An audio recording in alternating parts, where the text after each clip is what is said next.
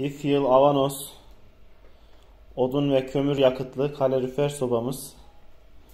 Evet, kurulumunu tamamladık. Cihazımızı evimizin mutfak bölümüne kurduk. Ateşlemesini yaptık.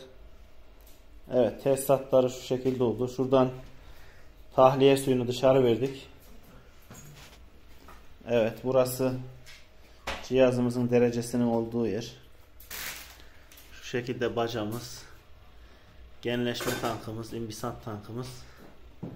Evet, bağlantılarını buradan yaptık, kalorifer bağlantılarını. Şu şekilde. Buradan arkada bir oda var. Şu köşeden geçtik hemen. Şu şekilde buradan diğer odaya geçtik. Evet, tesisatı buradan aldık. Diğer odalara geçmek için. Evimizde hiçbir kalorifer tesisatı yoktu. Kapıyı bir açar mısın şöyle?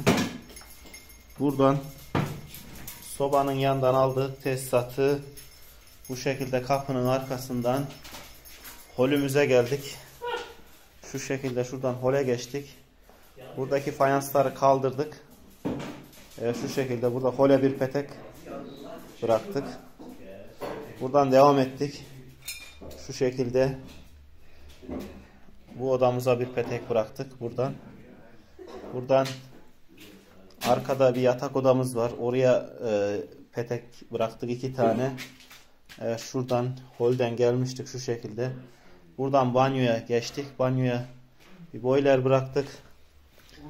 Evet, mutfağın arkasındaki odamıza 2 tane petek bıraktık. Şu şekilde oradan çıktık. Birini buraya bıraktık. Peteğimizin bir tanesi de buraya bıraktık. Evet, buradan devam ettik. Yatak odamıza geçtik. Yatak odasına da 2 tane bıraktık. Birini buraya, birini buraya. Bu şekilde oradan geldik. Evet, bu kadar. Hayırlı uğurlu olsun.